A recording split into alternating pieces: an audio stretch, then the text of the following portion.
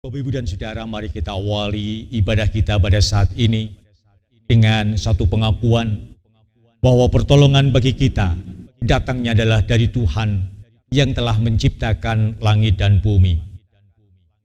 Kasih karunia dan damai sejahtera dari Allah Bapa dan dari Tuhan Yesus Kristus menyertai saudara sekalian.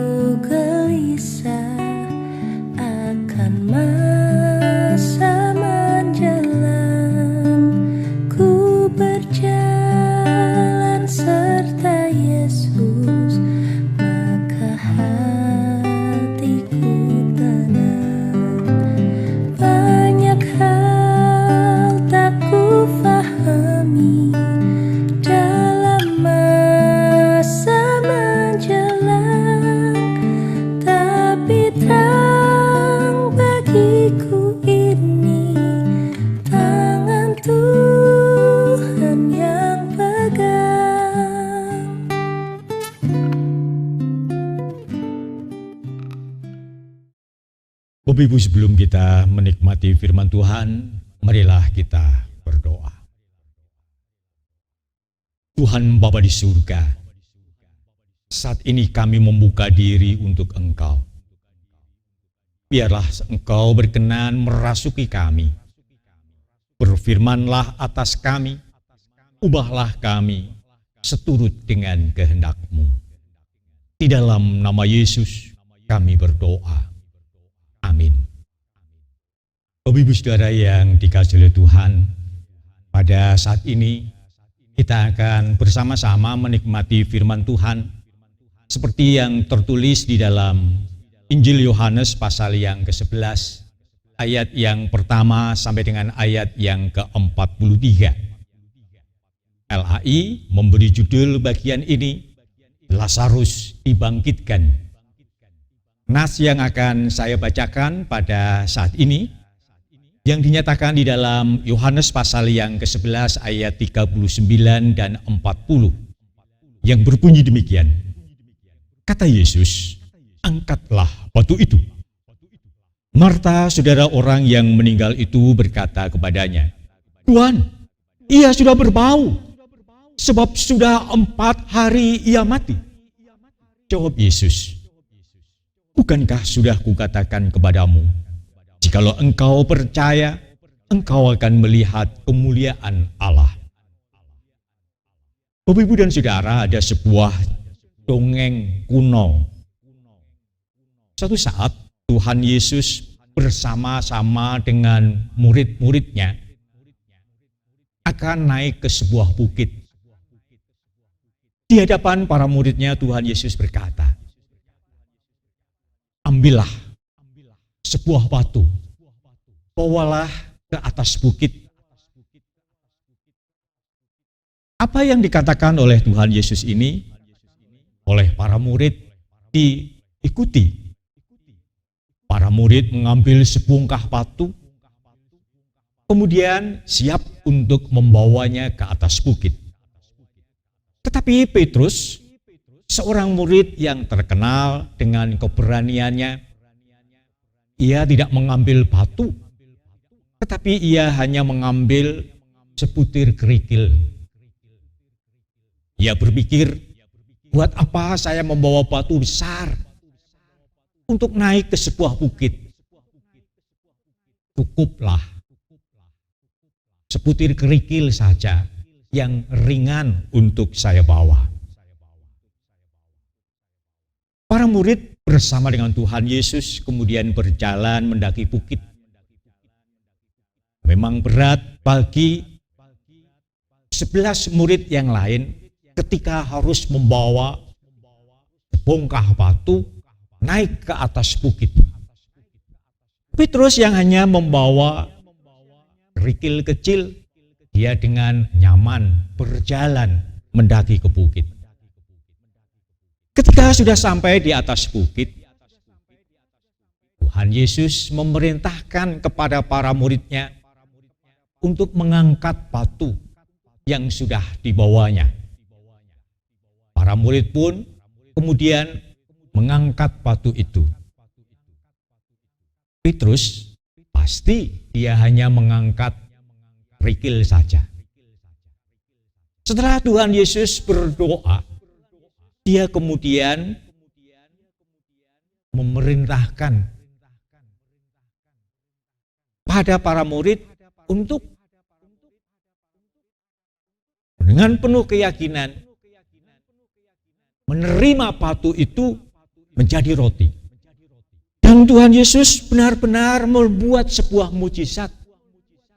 Batu yang dipegang oleh para murid itu berubah menjadi roti. 11 murid yang lain menerima sebongkah roti. Tetapi Petrus yang hanya membawa sebutir kerikil, dia hanya mendapatkan secuil roti. Beberapa hari kemudian, Tuhan Yesus mengajak lagi para murid untuk naik ke bukit. Sekarang Petrus dengan penuh keyakinan mempersiapkan sebuah batu besar yang akan dia bawa ke atas bukit. Dengan penuh keyakinan juga nanti Tuhan pasti akan mengubah batunya menjadi roti. Sementara ke-11 murid yang lain tidak membawa apa-apa. Dalam perjalanan menuju ke atas bukit, Petrus pasti mengalami kesulitan membawa batu besar dengan perjalanan mendaki ke atas bukit.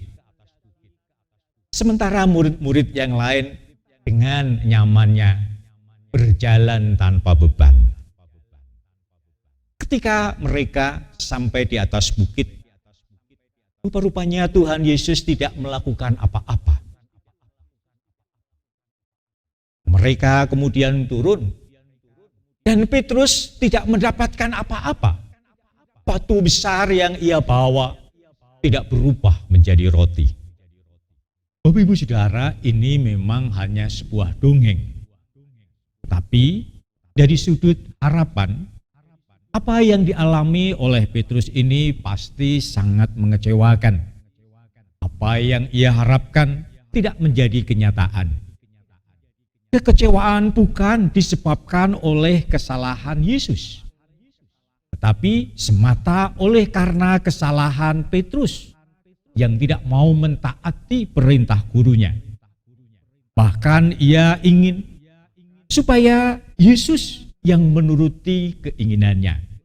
Dalam bacaan kita pada hari ini, apa yang dilakukan Petrus rupa-rupanya juga dilakukan oleh Marta. Harapan besar agar Yesus mau mengusir kesedihan karena saudaranya Lazarus mati tentu sangat diinginkan.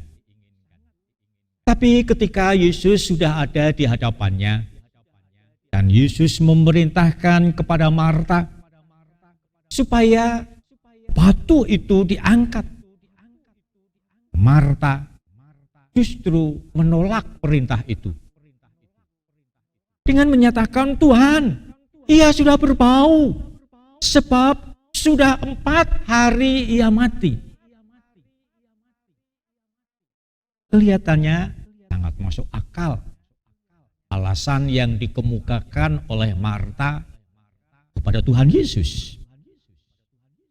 Sama seperti Petrus. Alasannya masuk akal. Buat apa membawa batu besar naik ke bukit? Pasti itu menambah beban berat perjalanan hidup itu. Tetapi kalau kita memahami apa yang sesungguhnya terjadi pada pergumulan Marta, Marta sekarang berhadapan dengan kenyataan bahwa ia membutuhkan kelepasan dari kedukaan ketika saudaranya mati. Beban berat yang dialaminya pasti ingin dilepaskan. Bapak, Ibu, dan Saudara, ketika menghadapi kenyataan ini, Tuhan Yesus mengingatkan tentang apa yang seharusnya dilakukan di dalam kehidupan ini. Yesus dengan tegas mengatakan, "Jikalau engkau percaya, engkau akan melihat kemuliaan Allah." Bapak, Ibu, dan Saudara, di sini Tuhan Yesus memberikan harapan. Tetapi juga Tuhan Yesus menantang Marta pada saat itu untuk menjadi percaya. Percaya akan perintah Allah itu sesungguhnya yang akan membuat kita dapat melihat kemuliaannya. Namun kadang sulit kita untuk melakukan apa yang menjadi perintah Allah. Kita seringkali bergumul dengan kemampuan akal kita. Apakah yang diperintahkan ini masuk akal atau tidak? Kita lebih suka mengandalkan kepada kemampuan akal kita. Sebaliknya, di sisi yang lain kita mengharapkan bahwa Tuhan Yesus membuat mujizat dalam hidup kita. Mujizat tentunya adalah sesuatu yang di pikiran manusia tidak bisa.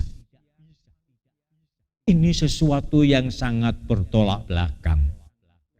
Orang mengandalkan akalnya, tetapi mengharapkan Yesus melakukan yang tidak masuk akal. Dalam hal ini, kita saat ini diajak untuk lebih menuruti apa yang diperintahkan Tuhan. Kita diajak untuk mau taat kepada perintah Tuhan. Ketaatan, menuruti apa yang diperintahkan Tuhan, itu adalah iman kita. Ketika kita beriman, kita taat, kita mau melakukan perintahnya, maka kita akan mendapatkan harapan yang lebih indah. Bapak, Ibu, dan Saudara, minggu hari ini kita memasuki perayaan Minggu Prapaskah yang kelima. Ketika kita merayakan ini, kita diajak untuk mengikuti perjalanan Tuhan Yesus naik ke Bukit Golgota. Apa yang dialami oleh Tuhan Yesus pada saat itu sungguh sebuah penderitaan. Ia dihina, ia dicerca, ia disiksa. Bahkan di atasnya kayu salib harus ia panggul. Ia membawa beban dan penderitaan itu sampai ke puncak Golgota. Ketika ia taat, ia menuruti perintah Bapaknya. Penderitaan yang dialami itu menjadi kemuliaan. Saat ini kepada kita sekalian, diperintahkan oleh Tuhan Yesus, pikulah salibmu. Dan kita diajak untuk berani menapaki perjalanan hidup ini. Sekalipun harus mendaki, penuh dengan beban berat. Tapi ketika kita taat, kita akan mendapatkan kemuliaan bersama dengan Bapa. Dunia saat ini sedang dilanda oleh pandemi corona. Kita semua mengalami kenyataan yang sangat berat. Apa yang dulu bisa kita lakukan, saat ini sangat sulit untuk kita lakukan. Bahkan ibadah pun kita tidak bisa di gereja. Dalam kenyataan yang seperti sekarang ini, kita diajak untuk tetap berani menghadapi tantangan. Kita diajak untuk terus beriman kepada Tuhan. Ketika kita berani menghadapi kenyataan ini bersama dengan Tuhan, sesuatu yang tidak masuk akal, mujizat yang diharapkan, itu akan terjadi dalam kehidupan kita. Mungkin kita sudah banyak mendengar perintah-perintah. Kita sudah mendengar banyak himbauan-himbauan yang diberikan oleh pemerintah, oleh para medis. Juga gereja memberikan himbauan-himbauan supaya kita bersikap di tengah-tengah kenyataan seperti sekarang ini. Bukan mustahil apa yang dilakukan oleh pemerintah, oleh para medis, oleh gereja. Sesungguhnya itu adalah perintah Tuhan untuk kita, supaya kita bisa terbebas dari kesedihan, dari penderitaan, dari beban hidup yang kita alami saat ini. Ketika kita mau mentaati perintah-perintah itu, kita akan mendapatkan kemuliaan. Sama seperti yang dialami oleh Marta dan juga Maria. Lazarus yang sudah mati dibangkitkan kembali oleh Yesus. Ketaatan kepada perintah Allah seperti yang kita terima saat ini melalui suara-suara yang ada di sekitar kita. Ketika kita mau mentaatinya, maka kemuliaan juga akan menjadi bagian dalam hidup kita. Kita akan bebas, kita akan mendapatkan kelepasan dari penderitaan ini. Sama seperti Tuhan Yesus yang kemudian dimuliakan bersama dengan Bapa. Mari saudara, taati perintah Allah dengan sepenuh hati, sebab itu adalah yang memberi harapan di dalam hidup kita. Amin.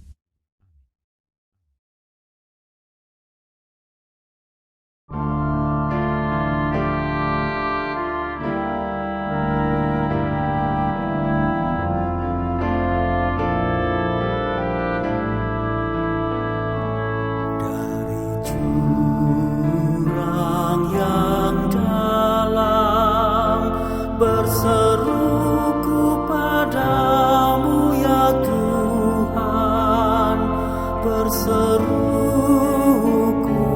padamu dari jurang yang dalam. Ya Tuhan, dengarkanlah suaraku, biarlah telingamu perhatian kepada suara permohonanku. Oh, dengarkanlah suaraku ya Tuhan, dari jurang yang dalam berseruku padamu ya Tuhan, berseruku padamu dari jurang yang dalam. Jika kau terus mengingat kesalahan, Tuhan, siapakah yang dapat bertahan?